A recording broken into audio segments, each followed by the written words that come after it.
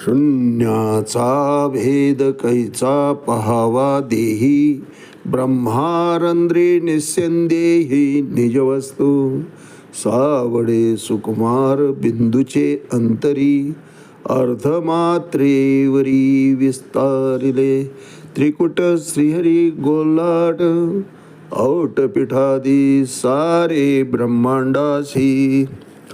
माऊली ज्ञानेश्वर महाराज की जय.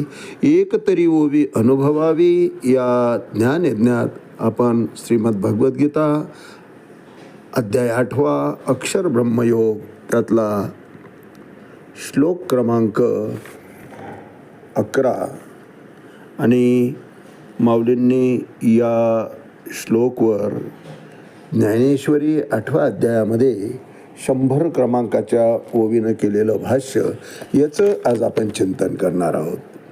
यदक्षरं वेद विदो वदन्ति, विशन्ति यद्दत्तयो वीतरागा.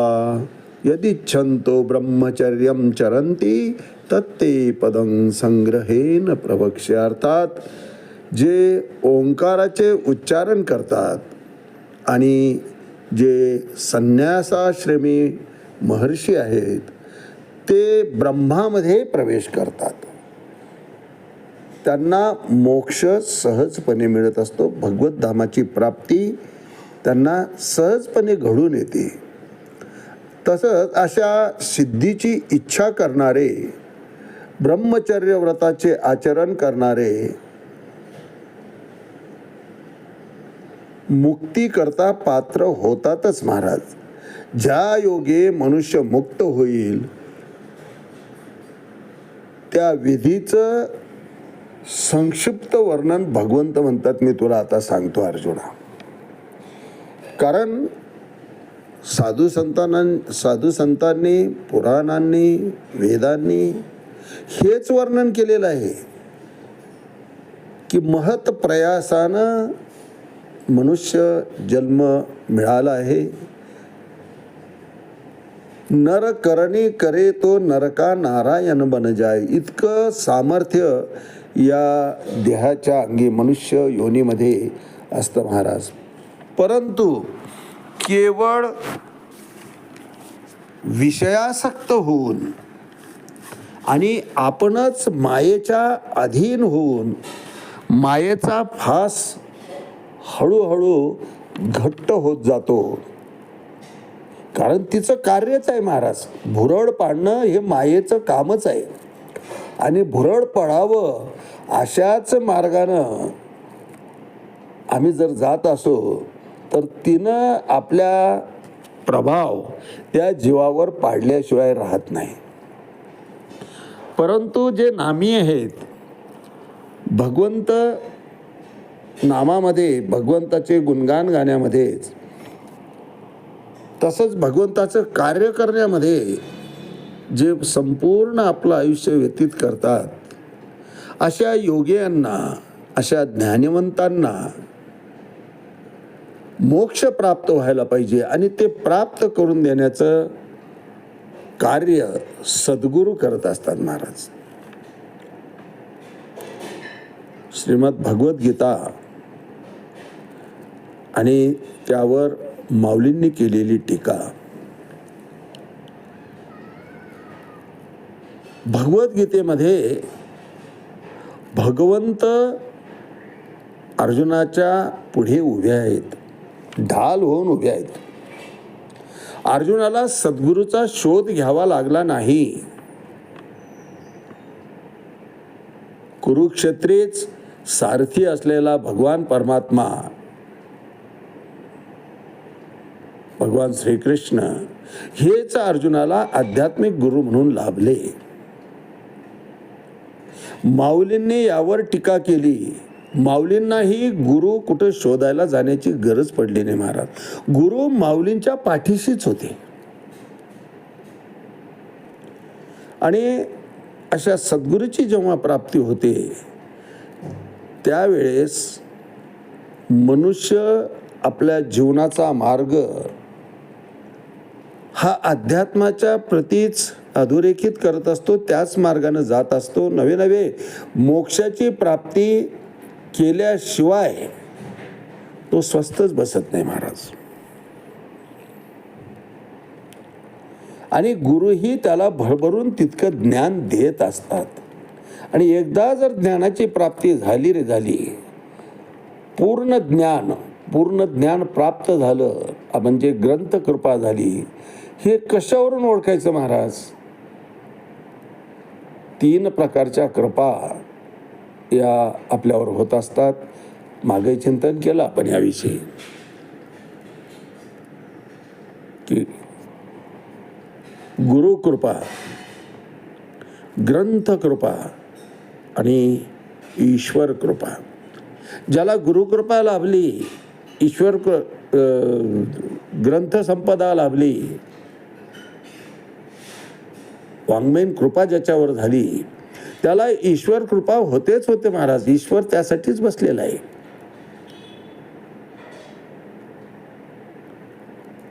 म्हणून तर भगवंताचे जे सेवक आहेत त्यांची सेवा करण्याचं भाग्य तुकोबाराय म्हणतात, मला लाभलं तरी मी धन्य होईल. तुका म्हणे मज घडो त्यांची सेवा. कुणाची? देवा तुझी जी सेवा करतात त्या महंतांची, त्या विभूतींची सेवा मला घडावं, ते जरी तितकं जरी लाभलं तरी मी धन्य मानेल म्हणे. कारण त्याच्याशिवाय तुझ्याविषयी प्रीती उत्पन्न होऊच शकत नाही. धन्य मी मानेन आपुले संचित, राहिलीशी प्रीत तुझे पायी.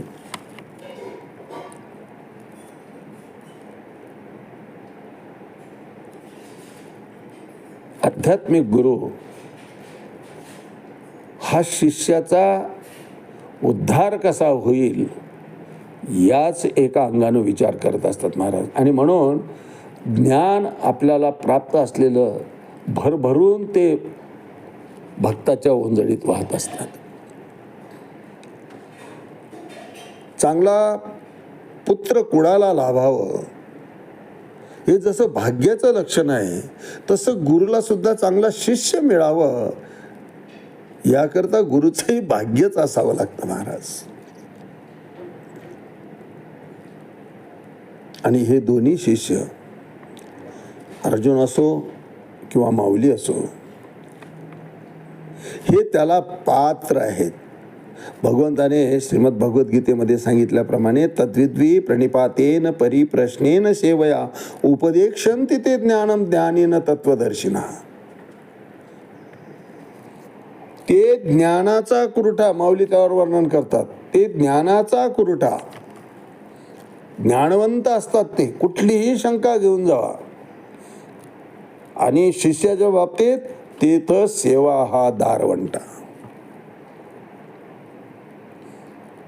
सेवेमध्ये वाहून घेतलेलं असतं महाराज. आणि पूर्ण विश्वासानं, श्रद्धेनं ज्ञानाची प्राप्ती असे शिष्य करत असतात महाराज. भगवंत अर्जुनाला ज्ञानाच्या प्राप्तीकरता उपाय सांगतात, तरी तो उपाय सांगेन तूज म्हणे. कोणता? श्रद्धावान लभते ज्ञानं तत्परा संयतेंद्रिया ज्ञानम लब्धा पराम शांतिमचिरेनाधिगच्छति. श्रद्धा असल्याशिवाय ज्ञानाची प्राप्ती होत नाही अर्जुना.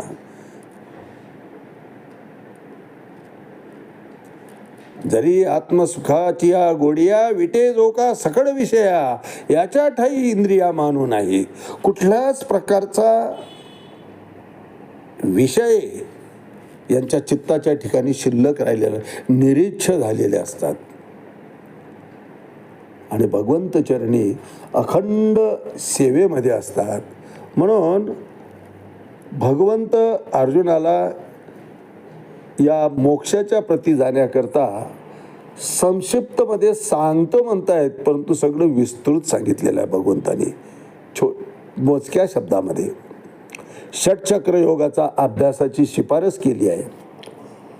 या योगाच्या अभ्यासामध्ये मनुष्याला दोन्ही भुयांमध्ये प्राणवायू स्थिर करावा लागतो.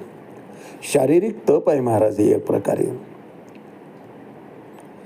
भगवंताचे अर्थात ब्रह्माचे निराकार आणि साकार अशी दोन्ही रूप आहेत आणि ते निर्विशेषवादी लोकांसाठी ओंकार म्हणजे ब्रह्म आहे आणि तेथच सगुणांकरता भक्ती मार्ग सांगितलेला आहे. जपी तपी संन्यासी हे सर्व निर्विशेषवादी भगवंताच्या सेवेमध्ये त्या आकारामध्ये पाहणं, निराकार म्हणून भगवंताची अनुभूती घेणं हा त्यांचा मार्ग. परंतु भक्ती मार्ग हा फार सोपा आहे महाराज. फक्त कृष्ण भावनाभावित होऊन जावं, त्याचं होऊन जावं, संपलं. लग्न झाल्यानंतर जसं नववधू तिला नाव घे बाई म्हणतात आणि ती नाव घेते की महादेवाच्या पिंडीला बेल वाहते वाकून आणि टिंबटिंब रावांचं नाव घेते तुमचा मान राखून. एकदाच नाव घेते महाराज. आयुष्यभर सांभाळण्याची जबाबदारी त्या नवरा म्हणणाऱ्यावर, वर म्हणणाऱ्यावर येऊन पडते. भगवंताचं जर आम्ही नामस्मरण करत राहिलं तर तो आमचा अंगीकार का करणार नाही.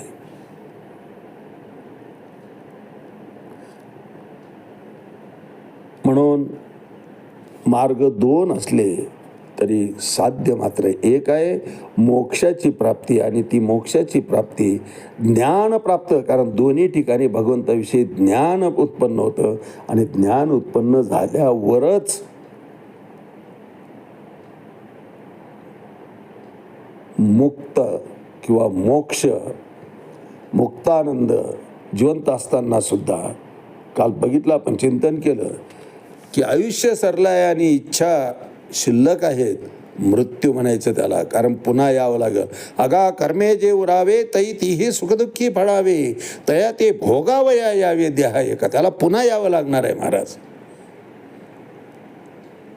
परंतु आयुष्य शिल्लक आहे आणि इच्छा शिल्लक नाही, निरेच्छा होऊन गेला, हाच मोक्ष आहे महाराज.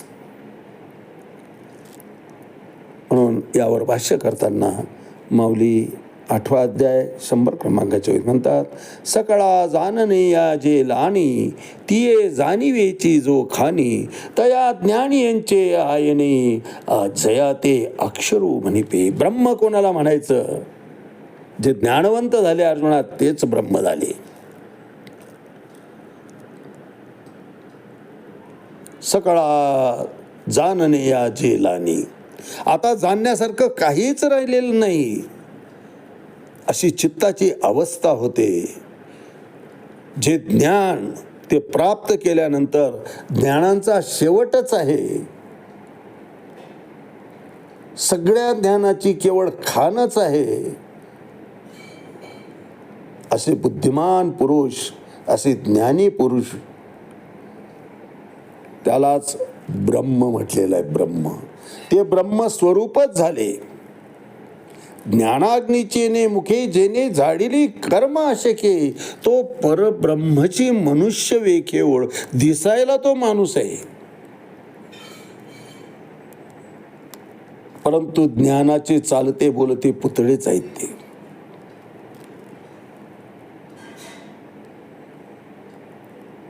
अशी ही ब्रह्मावस्था, ज्ञानाची अवस्था अर्जुना ती प्राप्त झाली की अंतसमयी माझ्याशीच नातं जोडलेलं असतं. कारण अखंडपणे त्याचा तो प्रवाह वाहत असतो, अखंडपणे नामस्मरण चालू असतं, अखंडपणे ध्यान चालू असतं आणि सदोदित तो व्रतस्थ झालेला असतो. जे माझे काम आहेत, जे का रंजले गांजले त्यांना मदतीची गरज आहे, त्यांच्या मदतीकरता धावून जाणं, त्यांना मार्गदर्शन करणं, मैलाचा दगड होणं त्यांच्यासाठी, हे सगळे माझे काम आहे. तो ज्ञानी ते हे कामं करत असतो आणि आपली कामं दुसऱ्याने न सांगता केली की आपल्याला किती आनंद होतो महाराज. रस्त्याने एखादं ओझं झालं म्हणून माऊलीनं खाली टेकलं आहे आणि आषाढभूत नजरेनं पाहत आहे की हे सगळे इस्त्री केलेले टाईट कपड्यांमधले लोक इथून जात आहेत, माझ्या या ओंडक्याला, लाकडाच्या ओंडक्याला कोण हात लावणार? तिनं चिंतेत असते आणि एखादा सुटबुटातला माणूस सहज येतो आणि ताई उचला, मी करतो मदत म्हणून हात लावतो आणि तिच्या डोक्यावर ते लाकडाचं ओंडकं ठेवतो. किती धन्यता वाटते हो त्या माऊलीला. ओझं तर तिलाच वाहून न्यायचं आहे, पण जे खालून उचलण्याकरता आपल्या कामी आलं, न बोलता कामी आलं, किती हास्य त्या माऊलीच्या चेहऱ्यावर येतं महाराज. हा आनंद आम्हाला जीवनात घेता आला पाहिजे महाराज. आणि हे सगळं जाणणं, यालाच संपूर्ण ज्ञानाची प्राप्ती म्हटलेलं आहे. सकळा जाणणे या जे लानी, तिये जाणीवेची जे खाणी, तया ज्ञानी यांची आयने, जया ते अक्षरो म्हणिपे. आज याच ठिकाणी थांबूया. रामकृष्ण हरी पुंडलिक वरदा हरी विठ्ठल श्री ज्ञानदेव माऊली ज्ञानेश्वर महाराज की जय. जगद्गुरु तुकाराम महाराज, शांती ब्रह्म एकनाथ महाराज, आदिशक्ती मुक्ताबाई की जय.